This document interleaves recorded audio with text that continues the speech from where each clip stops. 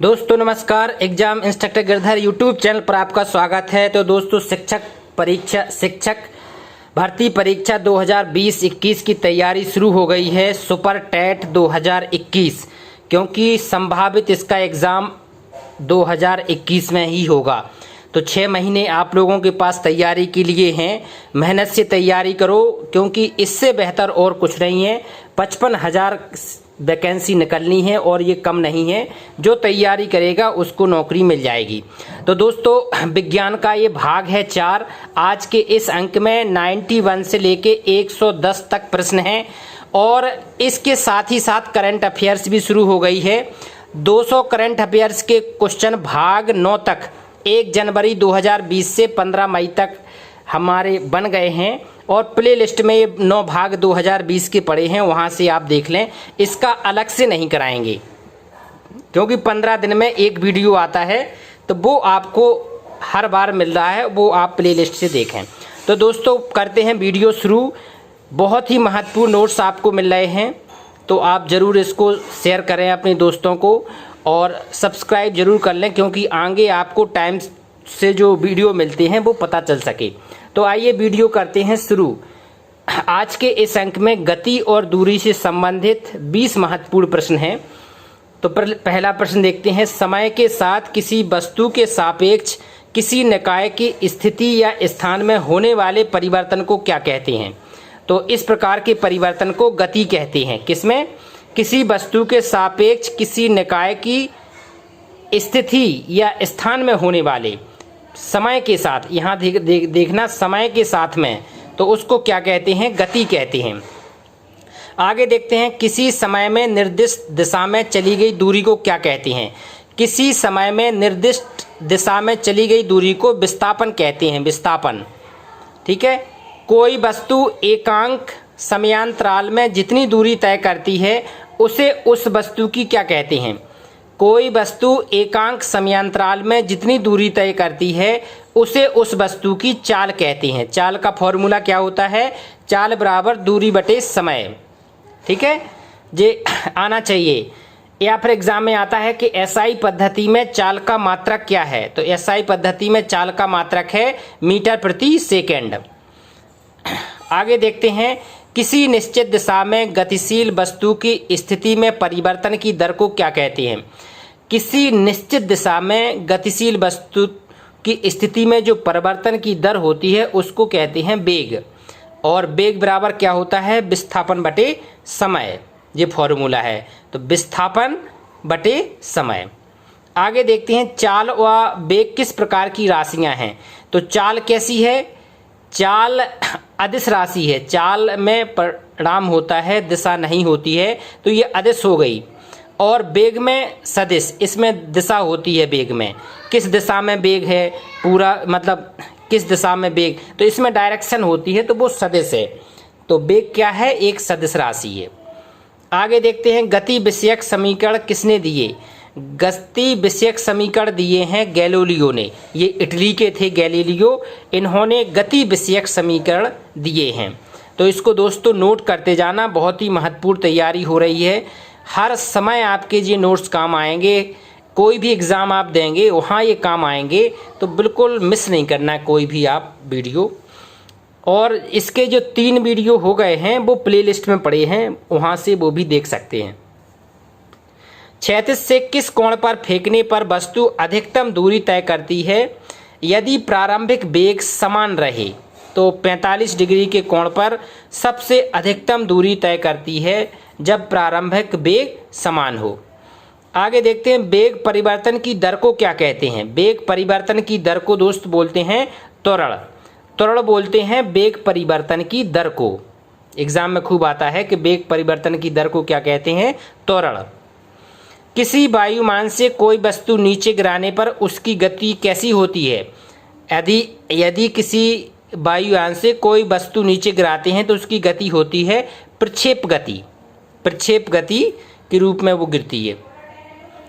गति सदैव सापेक्ष होती है, निरपेक्ष गति का कोई अर्थ नहीं होता है। यह किसका कथन है?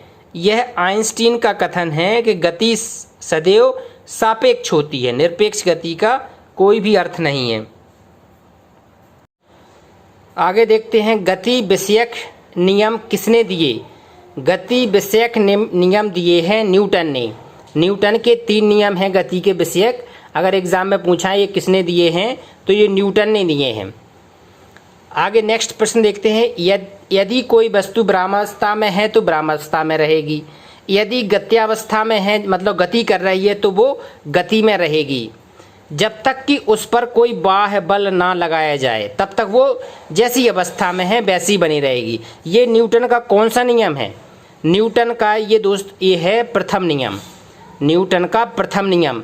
अगर एग्जाम में ये आए कि जड़त्व का नियम क्या है तो ये इसी को जड़त्व का नियम कहते हैं कि जैसी अवस्था में वस्तु है वो उसी अवस्था में रहेगी जब तक कि उस पर कोई बाह्य बल कार्य ना करे।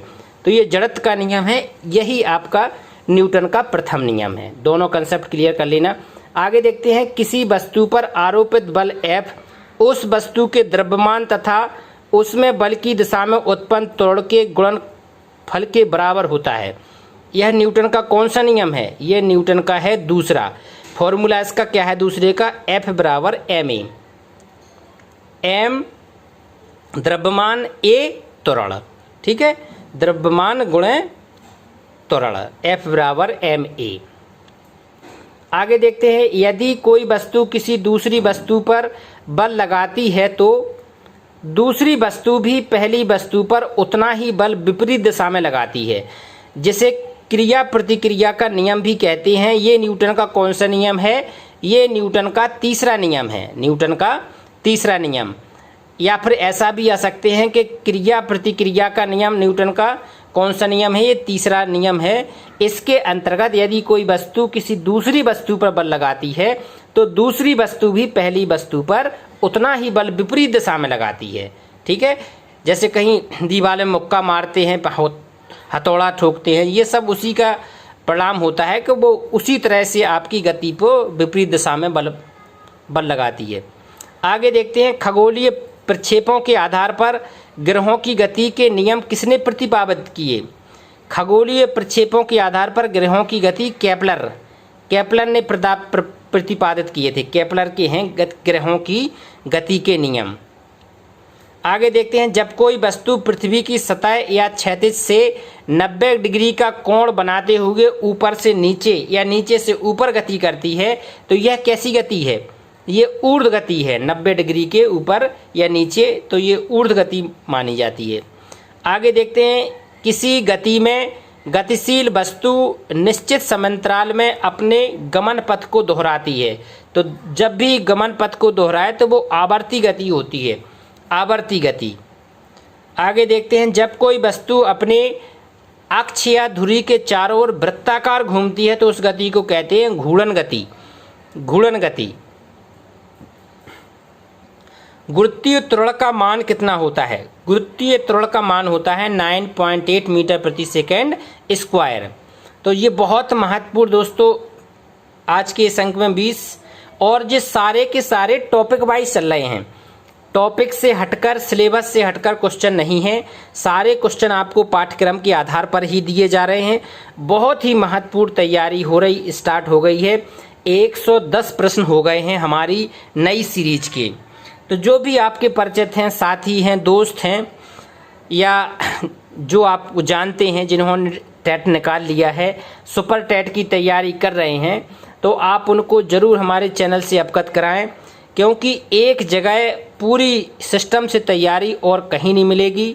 हमारे चैनल के माध्यम से आपकी ये पूरी तैयारी कराई जाएगी। साथ ही साथ इसका कभी भी कोई आज तक कभी कोई पेमेंट ना लिया है ना लिया जाएगा। हमेशा फ्री रहते हैं, ना कोई व्हाट्सएप ग्रुप ना पेमेंट वाला ग्रुप, ऐसा कोई भी चक्कर हमारे चैनल के माध्यम से नहीं रहता है।